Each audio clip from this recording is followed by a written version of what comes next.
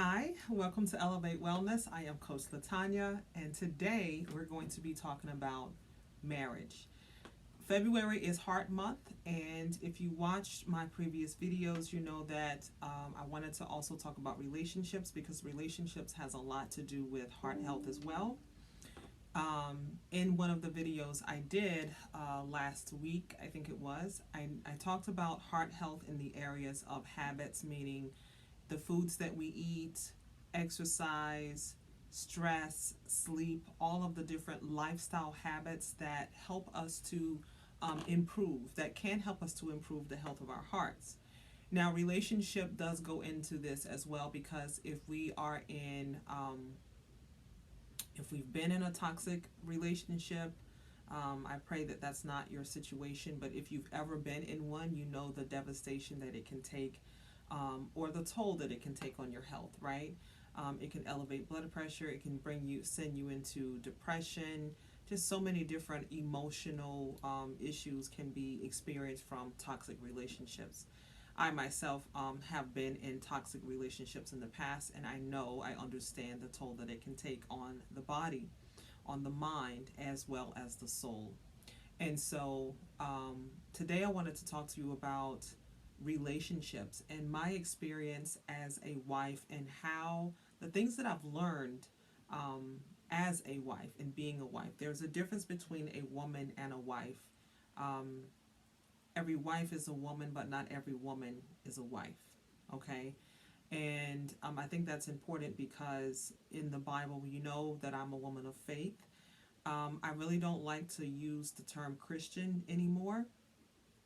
Um, I am a believer in Yeshua, but I am a woman of faith. And what I mean by that is I see life through the lens of my Heavenly Father. That's how I try to see life, not from what I see of my natural eyes, but what is this spiritually? What's going on spiritually? And sometimes I have to take a step back, take a minute, and figure that out before I take a step forward.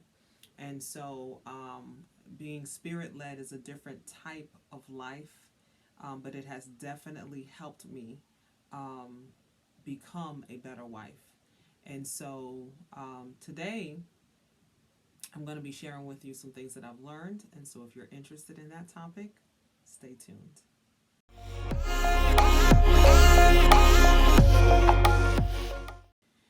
All right. I want to thank you for stopping by. If you are already a subscriber, welcome back. I appreciate you so much. And thank you so much. If you enjoy this content, share this with a few of your besties. And if you are not a subscriber and you keep coming back week after week because I see you in the analytics, go ahead and subscribe and hit that notification bell.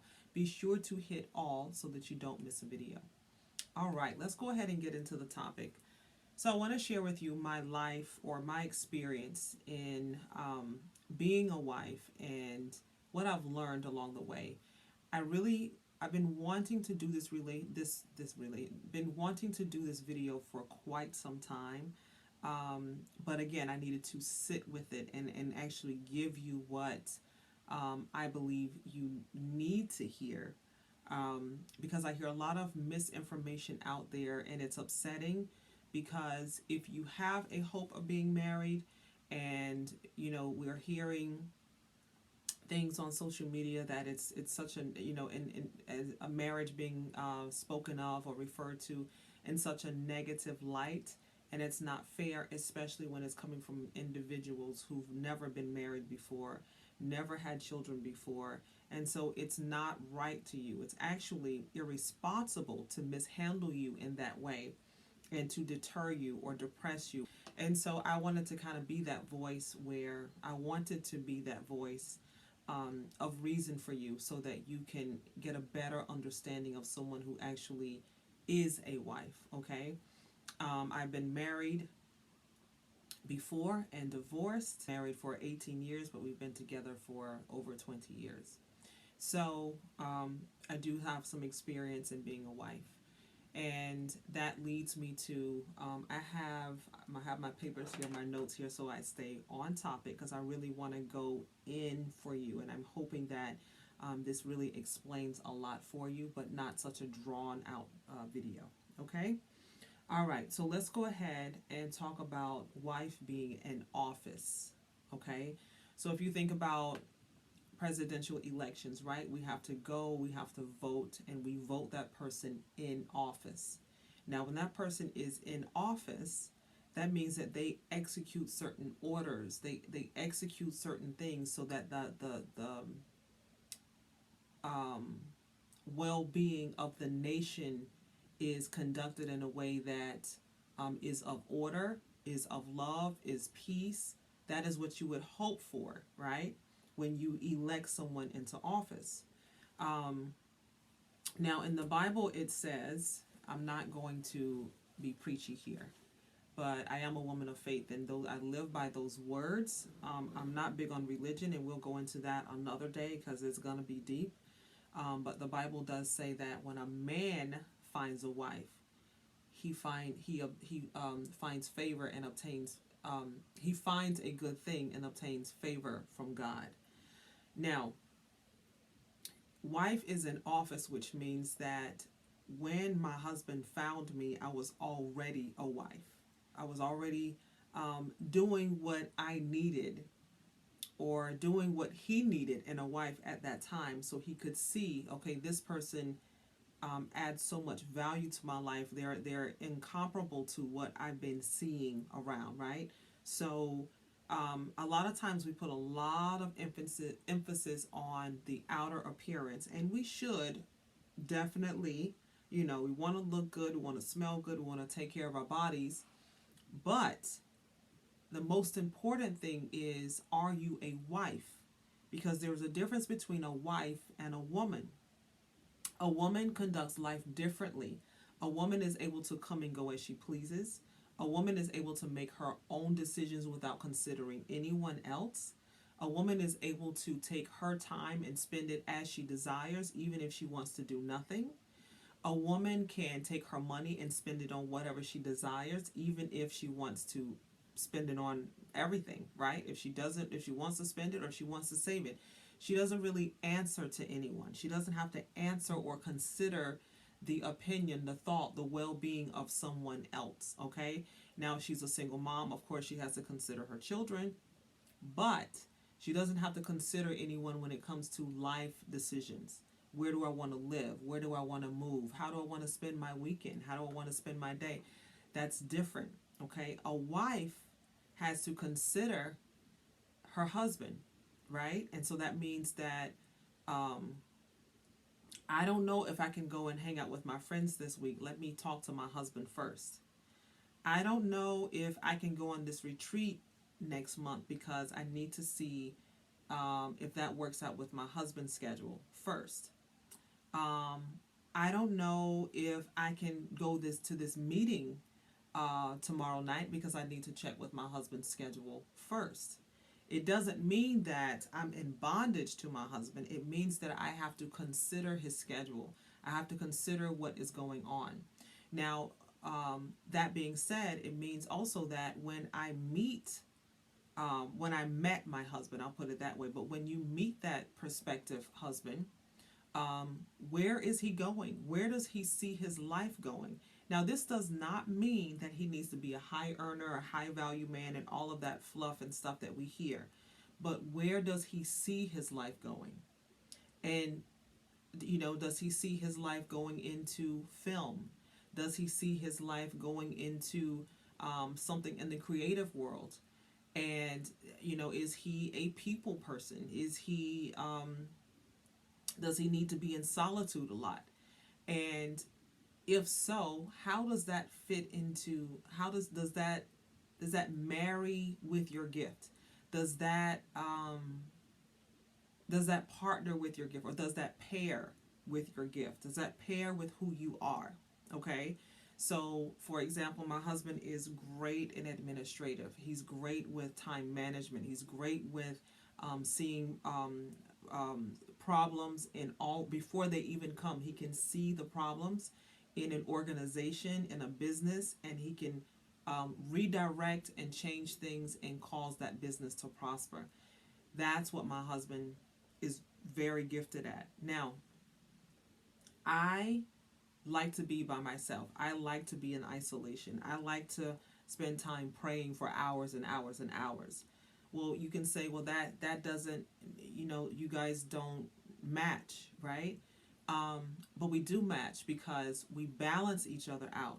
If I can spend hours and hours and hours and hours and hours in prayer, and he can be, working with this person and that person and this business and that, we pull each other back into neutrality, into the neutral zone, right? So we're not on the extreme. A lot of times, singleness. Now, there are people who were made or designed or desire to be single, and those are not the people that I am talking about, that I'm referring to. But singleness for someone who desires to be married, after being single for so long, you miss the indicators, you miss the cues, right? Because you've been alone or single. Singleness does not mean you're alone, but you've been single for so long. It's really hard to kind of mesh your world into someone else because you've created a space that you enjoy, and now it kind of feels like punishment. It feels like you're losing so much. Why do you have to lose so much to be with this person? They should just be, kind of come into your world, not really so much you going into their world, or the two of you creating a world. And so when we look at, the introvert and extrovert, they can actually be a great balance because they pull each other into neutrality, so they're not on the extreme, right? And so that's important to understand. But being in the office of a wife means that I oversee so many things. The kids' schedule, what they have going on, what papers need to be taken care of. Are there any meetings at the schools? What type of activities? Grocery, what does that look like? What does our food supply look like? What does the meal prep look like? What is the condition of the home? Does the home feel warm and inviting, or is it a hot mess all the time? Now, that does not mean that I get to clean up every day because sometimes I'm busy, but I try to keep the house in a way that is warm, that is inviting, that is welcoming. So when my family come home, my husband comes home, he feels that, oh, I feel so relaxed after all of the things that I've been through, all of the different things I had to solve and deal with and confront today. I can come home and I can relax, I can rest, and I don't need alcohol to do it. I don't need substances to do it, right? I don't need to do anything that can harm my body to do that. And so that's what it is. As an office, that's what I have to facilitate. So if that means I'm buying or shopping for, you know, curtains, or shopping for, I know curtains is not a big thing anymore sometimes, but shopping for items that makes the house look good, makes the house smell good. We think that, oh, that's just being a woman. That is also making a house. We make houses homes. And one of the things that's important for us to understand and to own that womanhood is that we have wombs for a reason. Whether you've ever had a child or desire to have any children or have had children, right? We have wombs. That is what differentiates us from the male. We are a womb man, right? The man with the womb, or right? So we carry things, we birth things, we nurture things. Now, if we are not healed, we nurture bitterness, unforgiveness, wrath, hatred, right? And we birth curses, right? We birth those unforgiveness, and it's unfortunate because if we are not healed and we have children with individuals, then we speak those curses over our children. We speak that. We show them what it is to be bitter and unforgiveness. We show them, and so they struggle whenever it's time for them to get into a relationship because it feels so foreign to them. So a wife is an office, and we are called. If you are called to be a wife, right? There's certain things that you don't necessarily want to do anymore. You don't really want to hang out with friends like you used to. You really don't feel like partying like you used to. You don't want to go to the same spaces and places that you used to. You just don't feel like that anymore. That's part of coming into that office, coming into that, okay? Now, one of the things that's important is that if you are going to be his queen, as a wife, one of the responsibilities is to call the king out of that man. Call the king out of the man who's been broken by society, possibly. Calling the king out of that man that has been broken, possibly by his family. Calling the king out of that man that is so stressed and so worn and just doesn't really know if it's even worth it. Calling the king out of that man. Because if you were called into that office, you were equipped for that office. Okay? And so if you're equipped for that office, that means that you see things with your spiritual eyes. I didn't say your denomination, the eyes of your denomination. This is where faith comes in, not religion. But with your spiritual eyes, you're able to see, I understand where I fit in this man's life. Now, he has to see you as a wife. You don't try to make him see that. You have to see, he has to see you as a wife. He has to see you as his good thing. Okay? But as you get married, one of the things as a wife too is to pray for your husband, to pray together even, and that can take time. I saw a video the other day where this young woman was saying that, you know, she loves spending time with the Lord and she's not found a man that is on that level yet. You won't at that stage. You may find that level in seed form, right? Because if you're in your 20s and you desire a man of God in his 20s, you may find that, but in seed form.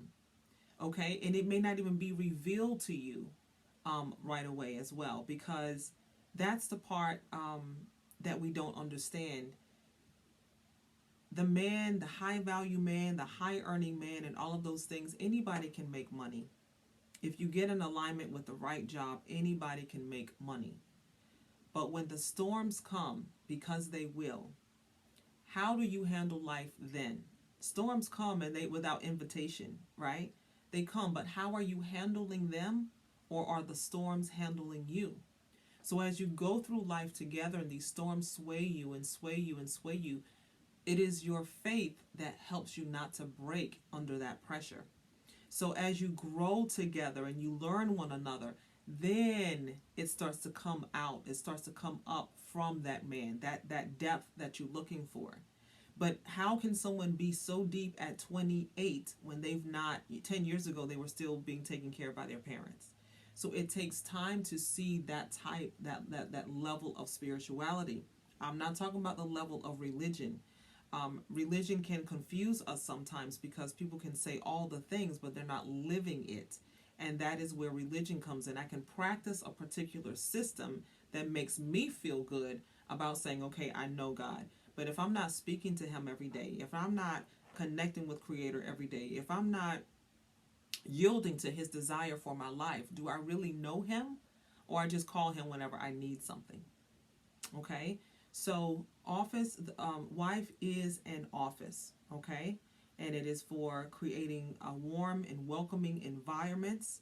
It is for encouragement. It is for prayer. It is also too, we think that it's always physical. That's a piece of it, but that's not all of it. And so a lot of times women are thinking, oh, I need to do this and do that and do this and do that. But what happens when you're not doing that? What are the other things that you're doing? Because cooking a nice meal and sleeping with someone is not a wife. Those are just different things that you're doing, okay? The next one is marriage is built. It is not a done-for-you package. I hear this so much today that, you know, I need this high-earning man. He needs to have his own house. He needs to have, you know, in a good neighborhood. He needs to have a nice body. He needs to have this. He needs to have that. Okay, that is, you described the man, but what are the values of that man? And what are the values that you need in your life, right? I need someone who is going to respect me. I need someone who has the same or similar values as me. So some people believe that, I've heard this before growing up, that it's impossible for men to, let me back up before I do that. Culture is key as well. Unfortunately, here in America, I see this a lot. in the black community, I see this a lot. There are other communities, extreme racist communities, I would say, as well. Because I'm from the South and I've heard racist, I'm going to say racist white supremacists saying things too. They're really big about staying with their own kind, staying with their own. And I understand that. Okay? I'm not saying you got to do what works for you. But what I am saying is if you are only looking for someone who matches the same shade as you, that ain't it. Okay? I'm not saying I'm not saying that go marry outside of your race. I'm not saying that. But what I am saying is what are the values of that individual? So when trouble comes, right? Do you pray? And does he say, I'm going out for a drink? When issues come and you have no idea where resources are coming from, do you pray? And does he go and hang out with the boys? Or does he not even come home because he doesn't know how to handle things? So he doesn't come home for a few days until things, kind of roll over. How does he have arguments? Are you arguing? Are you figuring out solutions? How does he feel about having children? Do you want children? Does he not want children? What are your values?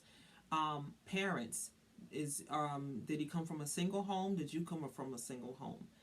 Have you worked out those things that could have been put on you if you were a product of a single home? Because that's different. That single parent can be stressed out. They don't really have time to spend with you, and so you could be dealing with issues of abandonment, feeling underappreciated, and so now you're seeking someone to validate you all the time. But that is exhausting. No one can validate you all the time. That is a condition of the soul, right? And so that is what it is to be unequally yoked. Do you understand who you are? Does he understand who he is? Now, who you are and where you are two separate things. Sometimes it is the condition of where you are that needs to pull you to who you are, right? It pulls things out of you, right? It extracts the environment that Creator puts us in sometimes is extracting things out of us. And it is until that time is fulfilled that the extraction is complete that then you become that person, right? The person you knew was inside of you but had never never knew how to come out, right? And so sometimes the environments or the issues or the storms that we're placed in is to extract that person or pull that person out of us, right? And so if you are unequally yoked, that means that to be yoked is to have or to carry something, right? To carry something on your neck or on your back. So that means you're both yoked, but to be unequally yoked, which means that the bondages, are you still being driven by the bondages? Are you still being triggered by your bondages? The bondages of being neglected, the bondages of scarcity, the bondages of, because what's going to happen is you're going to perform or you're going to live out your life based on your bondages. Now, you can meet someone who said, and it's like, oh, we had the same upbringing, we had the same things, you had the same bondages. That's okay. But have you worked out of the bondages, right? Have you worked yourself up to a level where you no longer are triggered by your bondages, where you have been healed from those things so that your relationship can also be healed and the offspring of that relationship can also be healed? Another thing is being unequally yoked. What are the parents like? What are your parents like? Were they together? Were they not together? What are the issues of your parents? What are the issues of your grandparents? And this is the thing we don't like to talk about a lot, and this is why religion has really underserved us in this American nation, I believe. Because when you read in the Bible, it speaks about how the curses fall on the fathers, right? Or falls on the children, and for generations. We have to understand that my nationality, I know a lot of people say, well, you're a black woman, but my nationality, I am Skurure Wokan. That means that I am indigenous American. I have been here before Columbus. I say that all the time. My people have been here before Columbus. So although I look like a black woman, I'm okay with that. I do have some African ancestry, absolutely. But my heritage is Native American.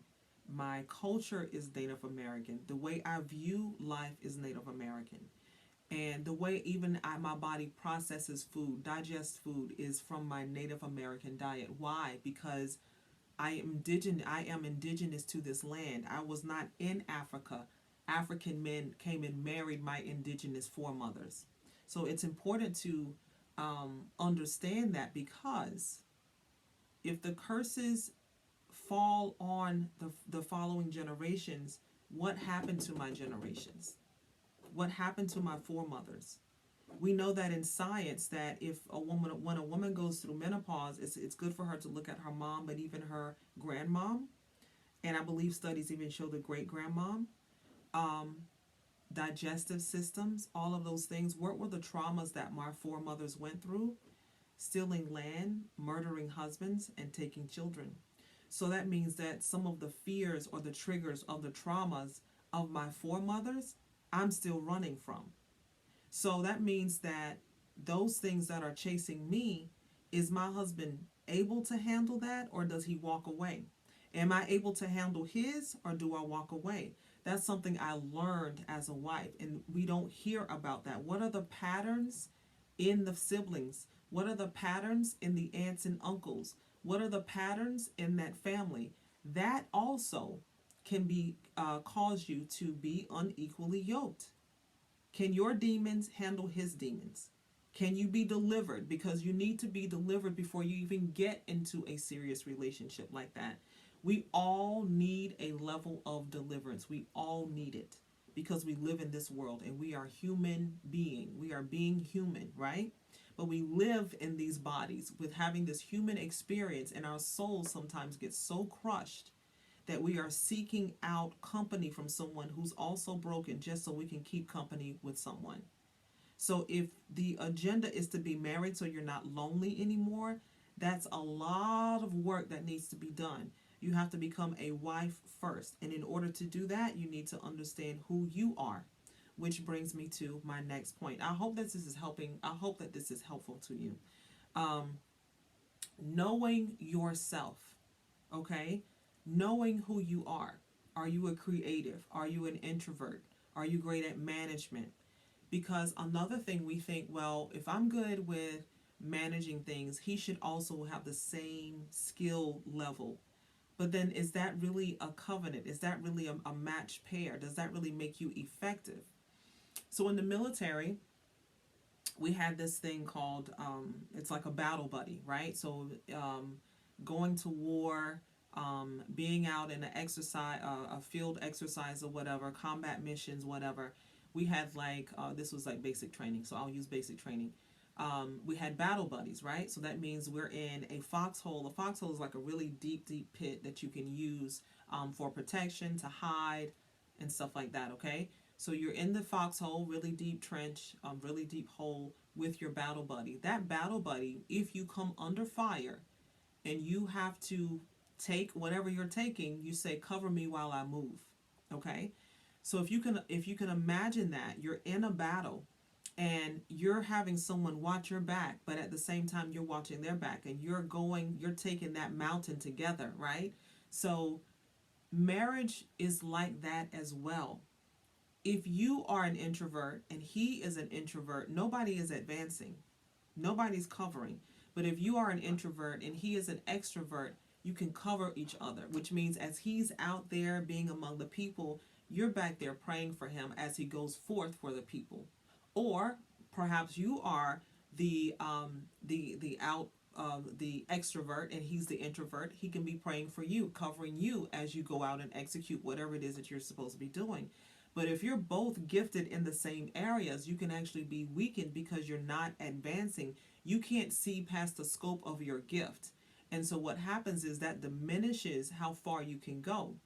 Another thing I want to address is, as you are becoming a wife, you want to understand that he may not look like what you thought he would look like. I love my husband. My husband is Filipino. Growing up, I had never heard of Filipino. In the Carolinas where I grew up, It was black, it was white, and it was Indian, Native American. That's it. There was nothing else.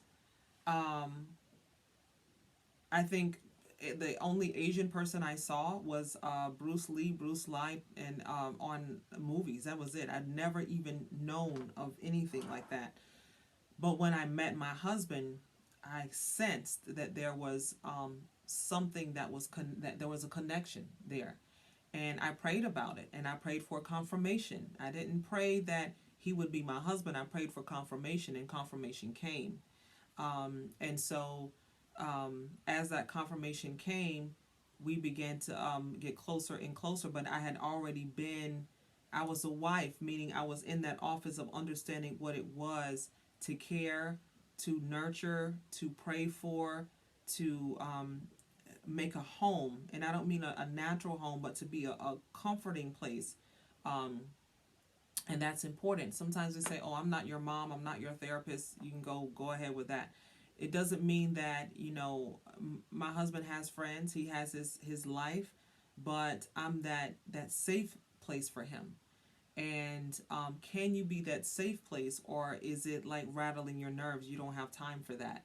So those are the things that, as a wife, I have learned, I have experienced, I have seen, and I wanted to share with you today.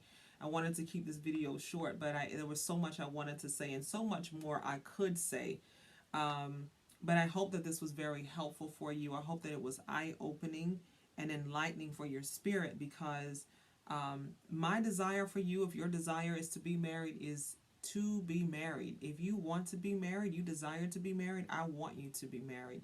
But I want your marriage to prosper and to thrive, and any children that come from that, whether already born or will be born, that they be blessed too. Our world is in a bad way right now, and a lot of it has to do with the condition of the family. The condition of the family is what builds neighborhoods, is what builds communities, and is what transforms nations. And so, if our family structure has been broken down, and it looks unsavory to many individuals, just think about the condition of our community, of our neighborhoods, of our nation in the next 10 years. Families are important, okay? And so if your desire is to be married, don't let someone take that desire from you. Pray about it, seek more understanding about it, and I hope all the best for you. I want to thank each and every subscriber. I appreciate you. I know this was a little bit different, but I am going to be doing more videos about relationships because I see a need, and I want to serve and help you elevate wellness. All right? So I look forward to seeing you in the next video, and until next time, live beautiful.